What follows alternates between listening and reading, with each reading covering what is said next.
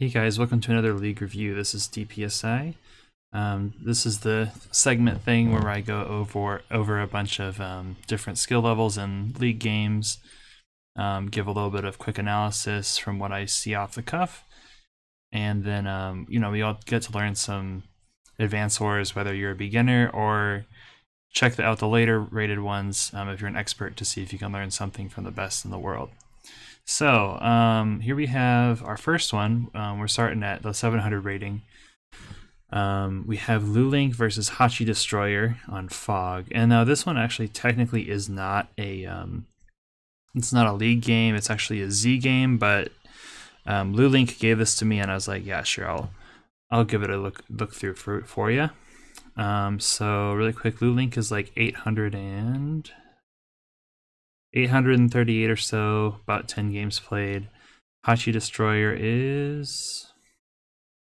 has not played a league game yet, but they've played 60 games or so. So this is actually the first time in league review that we've looked at beginners playing Fog. So I'm sure that this will be interesting. We get to talk about some Fog techniques that are good when you're a beginner. So yeah, this should be a good one. So here, let's start off. Oh yeah, so we should talk about the matchup. It's Sonya versus Olaf. Now Olaf, definitely a great pick here. Not kind of heavier terrain. He's considered tier 2, which is higher than Sonya at tier 3. But if you're sufficiently skilled Sonya, you can still pull out the win. It's not like a well, I should say, if the imbalance favors Sonya enough in player strength, then she can still win. It's not like other matchups where it would take a miracle to win, even if you're a lot better than your opponent. Okay, so it looks like they actually did not use the refreshless interface, so minor bummer there. But so far, oh, never mind. Okay, so far we have a base skip here on the upper left. Not capturing this upper left base right away. Definitely when you start off, you want to capture all your bases as like one of the first things you do. So Hachi Destroyer might stop the cap and go for the base first. No, he continues the capture here and is gonna delay his base by 1 turn, it looks like. Looks like a turn 3 recon from Pink. And could have built an infantry out of this base. So yeah, definitely a lot of the typical ideas from beginning level players we see here. Yeah, the main ones, in my opinion, are like, don't capture your neutral base as quickly as possible, build out of every base every turn, and then the other one is like, don't rush out recon, or I guess it's in standard, it's like, don't build recons really at all much.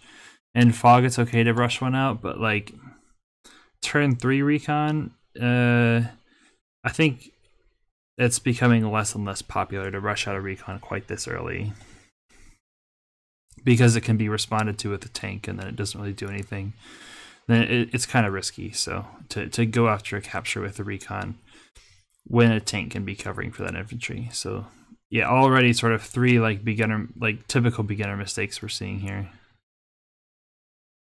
And then the 4th typical beginner mistake is not using the refreshless interface. This may have been during like the really high volume of traffic where you had to use a refresh full interface, the refreshing interface. Okay, so far it's like only recons and then a pair of mechs here. Yeah, this is like usually my rule of thumb is like, I don't build a mech unless I have a way of transporting it quickly to the front line. That is with like an APC or a T-copter or, you know, a lander or something. So yeah, naked mechs I'm not usually much of a fan of. So let's move ahead a little bit more slowly now that the action started. Okay, so far the recon here was safe in the forest, so it's not going to Oh, I see. There's actually a. Oh, sorry, I got distracted. So, this recon doesn't get hit by the other recon, which is nice. But it looks like pink is actually sniping blue's comm tower here, and it looks like it'll probably pick up the comm tower itself. So we might see a 2 tower to 0 advantage for pink here if things go smoothly for them.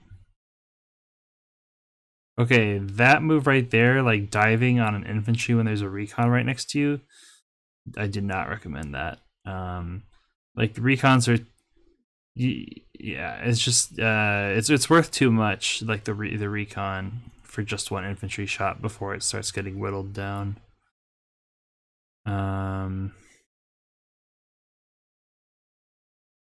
Okay, so the recon does interrupt this comm tower capture, which I think you kind of have to do as blue because you don't want to go down two comm towers to 0.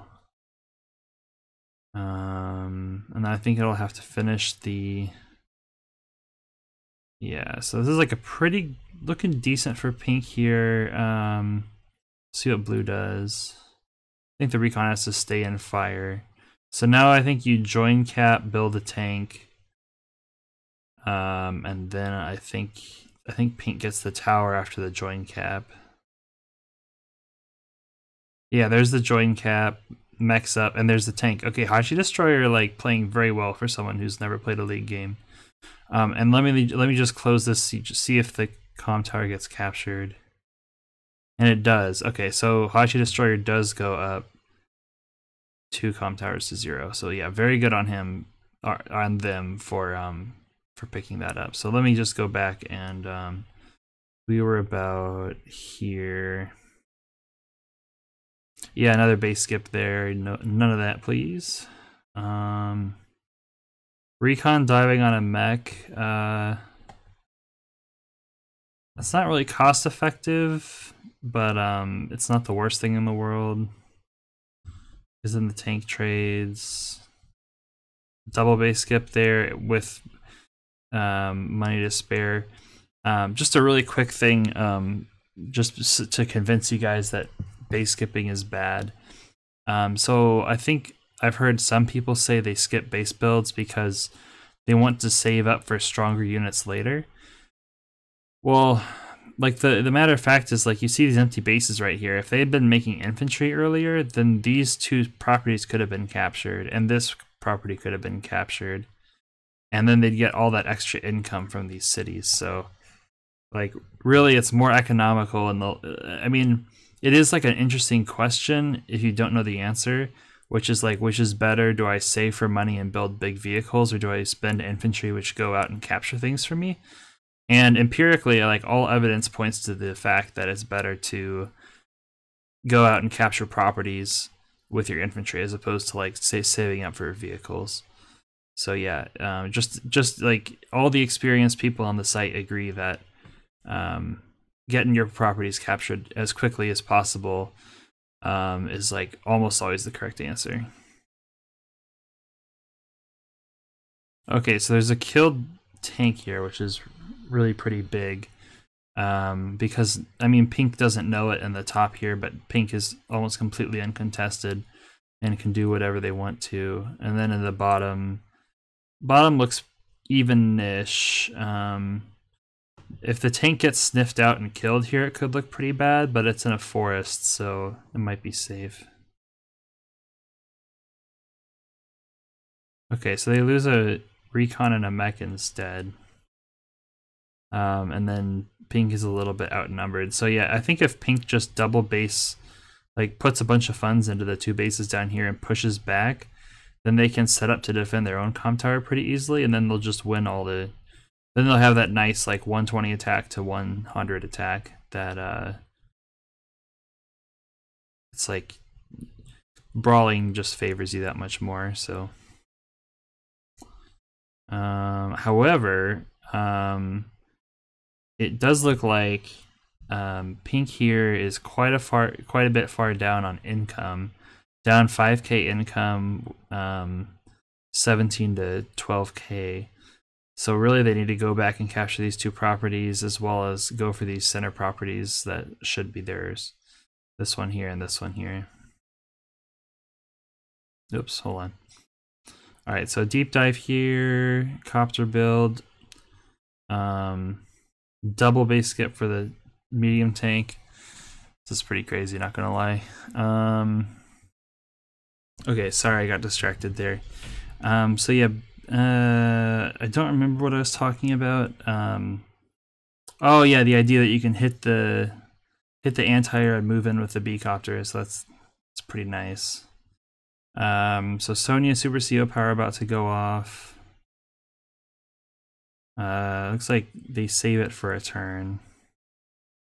Now they're up 7k, which is huge. The unit count is like moderately even. It's really just like the fact that Pink has not captured these back two properties and has not attempted to capture these, has barely made any progress in capturing the center properties that would normally belong to them. So really though, like excuse me, really though, if Pink's able to do that, it's looking pretty good for them, I would say. I mean, it's not amazing, but it's Olaf into Sonya and 2 towers to 0. The surprised medium tank might get him, but it's not looking too bad.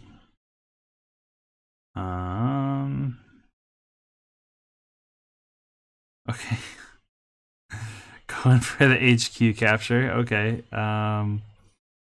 With Winter Fury on the horizon, so that one's definitely not going to work in the.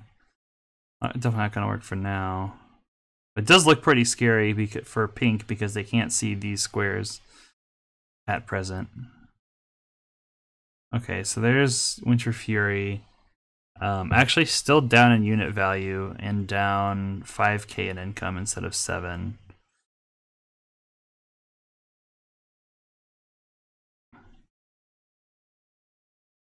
Oh, so actually in the meantime, Blue captured back the comm tower.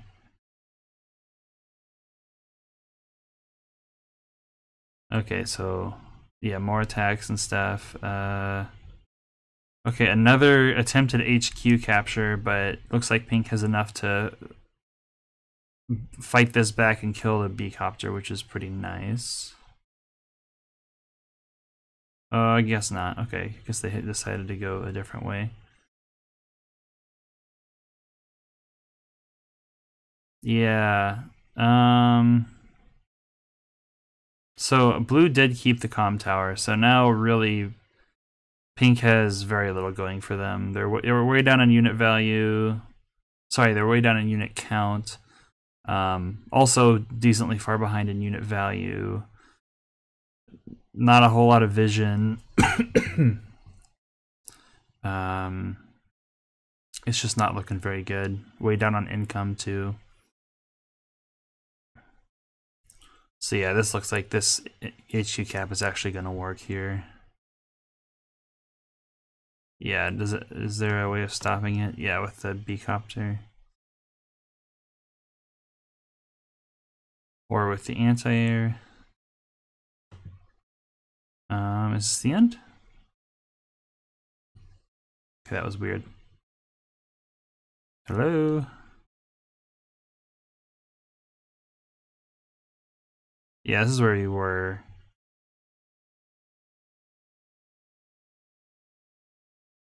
Okay, we were about here. And then, is this a resign? Okay, it's glitchy. Okay, whatever. But yeah, I mean, clearly the game's over. It says that it ends on day 20, and okay, we are on 20. So yeah, I guess probably a resign is what happened here. So here we can go back and like look kind of closely at like what went south, because yeah, the double comm tower snipe was pretty nice. So at this point, right about here, Pink looks the strongest. Even still, Pink is down a bit in unit value and is down 14 to 8k at literally half, almost half of his opponent's income. That's really, really bad. you need to like capture properties as soon as possible when you're like this. So I wonder how much of the I don't know. Master of Math and I had a conversation about this yesterday, I think, about where we thought how much influence we think that Mings's way of playing Fog of War affects the new players. And Master of Math seemed to think that people have been spam rushing comm towers and missing captures for a long time, but really I haven't noticed it until recently. After like Mings released all of those self-analysis videos where he basically, you know, occasionally he'll just skip a bunch of captures, move straight to the center, and then take both comm towers, and then ends up winning. Personally, I don't remember this idea at all until recently. So I wonder if Haji Destroyer has seen some Mings videos and like stole the idea that like you want to, you know, back capturing your properties is like. I mean, I don't think Mings would allow himself to be quite this far behind in income, but the idea that like your back properties are not worth going back and capturing, that you want to rush for comm towers, stuff like that. I mean, it is true that like having 2 comm towers to 0 is pretty nice, but like I'd value that around like, well, okay, I guess if you want to talk about number of cities, like you kind of have to talk about, if you want, like you might say like a comm tower is worth 5, maybe like a 4 city differential, but like that differential means more or less based on the total income.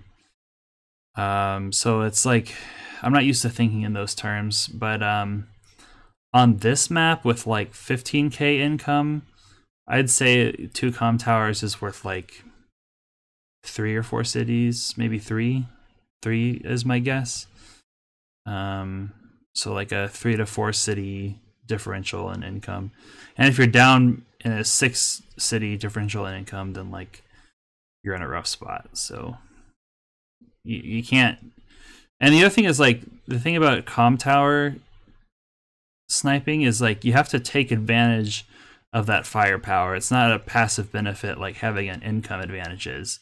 You can't just sit on a comm tower advantage and like value comes to you. You have to go out and work for it and actually like make exchanges and fight in order for that to mean anything. So yeah, so that's basically what I had there. And then just like quick advice again, like check out the XMO post. XMO5 is the guy's name, in general on our Discord for basic beginner tips that you should try out to almost certainly increase your win rate in League. And then yeah, the other thing of course is just like capture all the properties because they give you money and money is good. Okay, cool. So yeah, that's it for this one. So next we'll be doing the 800 match, so stay tuned for that.